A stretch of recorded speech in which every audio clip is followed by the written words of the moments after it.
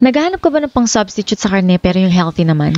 Tamang-tama itong recipe natin for today. Simpleng sangkap pero panghandaan sa sarap. Hiniwa ko nga lang ng maliliit pero pa-rectangle itong aking mga tokwa. Pero depende pa rin sa inyong trip kung ano ang gusto nyong hiwa, bahala kayo dyan. Pagkatapos kumuha ko ng isang buong bawang pero 8 cloves lang yung ginamit ko dyan. Pwede namang mas marami, kayong bahala. Tinadad ko nga lang ng maliliit. Pagkatapos sinunod ko na itong leeks, pwede din namang spring onion. Kung wala kayo nito, don't worry, walang sapilitan. Yung iba, hiniwa ko ng maliliit for garnish. Yung iba naman, isasama ko mamaya sa sauce. Kaya hiniwa ko siya ng medyo malalaki. Next naman ay itong 2 itlog na krinak ko lang nilagay ko sa bowl at lalagyan ko ng mga pampalasa, asin at paminta. Pagkatapos sa isang lalagyan, maglalagay lang ako ng breadcrumbs at pwede nyo ding lagyan ng mga pampalasa yung inyong breadcrumbs. Kung wala kayong breadcrumbs, kung meron kayo dyang sky flakes or magic flakes, pwede nyo yung dikdikin or durugin para yun yung maging breadcrumbs nyo. Maganda rin yung kalalabasan. O kaya naman, kung meron kayo dyang cornstarch or harina, pwedeng iyan na lang yung ipang coat ninyo. Ilubog lang natin at paikot-ikutin yung ating mga tokwa doon sa itlog. Pagkatapos ay baluting mabuti ng breadcrumbs. Tiyakin na malagyan lahat yung part ng tokwa. Sa inyong kawali, make sure na tama yung init ng mantika bago nyo ihulog ang inyong mga tokwa. Para naman ma-achieve nyo yung crispy golden brown pero malambot sa loob. Ako, gusto nyo yan.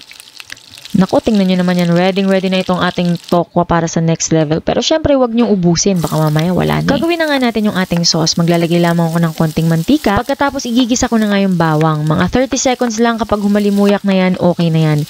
Ihulog na natin yung leeks. Or yung spring onion kung spring onion man ang ginamit nyo. Kung wala kayo nyan, pwede namang sibuyas na lang. Maglagay kayo kahit isang sibuyas. Timplahan lamang ng asin at paminta. Depende sa inyong panlasa. Pagkatapos, itong oyster sauce. Maglalagay din ako ng soy sauce at sugar, tansyahin nyo na lang, depende sa inyong panlasa. At konting vinegar. Don't worry, yung complete list of ingredients pinopost ko sa comment section or sa description box.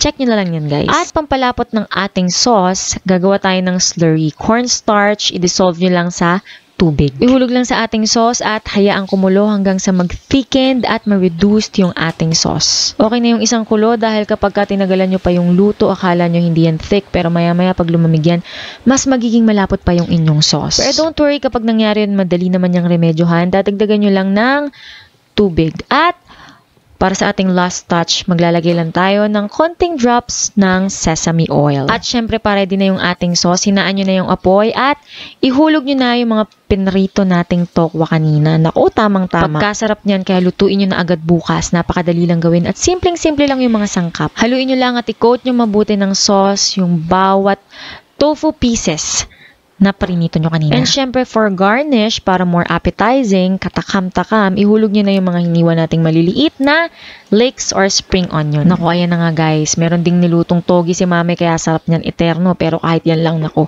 Napakasarap na ng inyong pananghalian, kaya naman i-try nyo na yan guys. And comment down below, kumusta ang inyong experience dito sa ating another tofu recipe. Napakarami na nating tokwa recipe dyan. Check nyo na lang sa ating video. Nag-upload po ako sa Facebook at sa YouTube. Meron din po ako sa Instagram and TikTok. Jane Agustin Silvestre sa lahat ng aking mga social media accounts. Yun lamang guys. Ako nga pala ang inyong kusinerang inhinyera, Jane Agustin Silvestre. See you in my next vlog!